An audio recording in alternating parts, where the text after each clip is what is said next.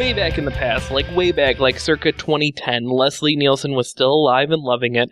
We still thought Lost might have a satisfying conclusion, and I downloaded an iOS game for $3.99 called Plants vs. Zombies.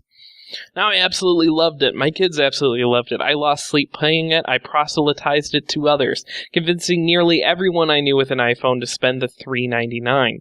Even today, it tends to be the game I still play in doctor's offices, plane rides, and while going number 2.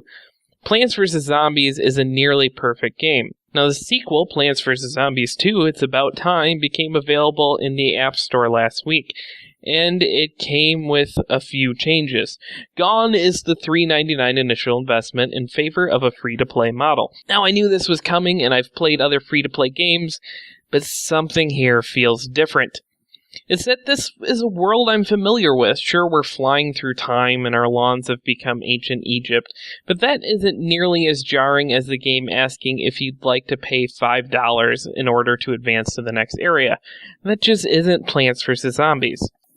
Sure, you can play the game without making purchases, but that isn't a problem. It's that when you go free to play, the entire customer business dynamic changes. When I bought the first game, I made a purchase in faith and trust that good content would be delivered. And it was delivered. So then I shared it with my friends. I was happy and felt good paying money for a quality product. And the developers could feel like they were selling a quality product. The entire environment is one of trust and mutual appreciation. This feels more like Plants vs. Zombies has become an internet cam girl.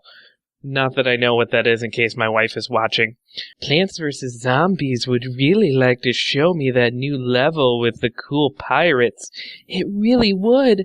But first it just needs either 15 stars or $5.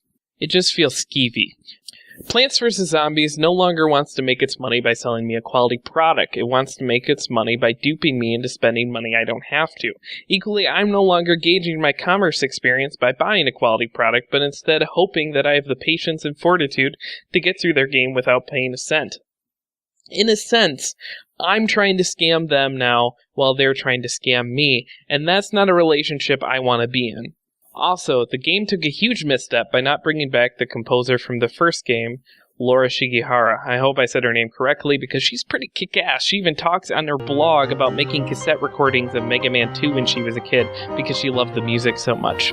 Well, after doing some digging, I learned that the reason she didn't come back was probably due to the fact that she's the girlfriend of George Fan, the creator of the original Plants vs. Zombies, who was fired by EA shortly after they acquired PopCap Games. It's just a hunch, but I'm guessing he wasn't thrilled with the direction he wanted this game to go and tried to put his foot down, and that led to his firing. It's speculation, sure, but it's gotta be somewhat sound speculation. Without his vision and her great music, this game just doesn't have the soul of its predecessor. It stinks of greed and corporation.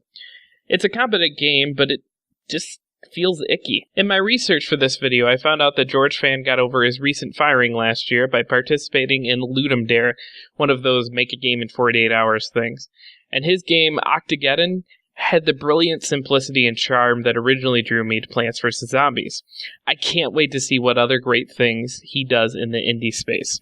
Now, Octageddon and Plants vs. Zombies 2 are both free to play right now, but I'm going to recommend the one where you can evolve an octopus tentacle into an elephant trunk to blow away missiles.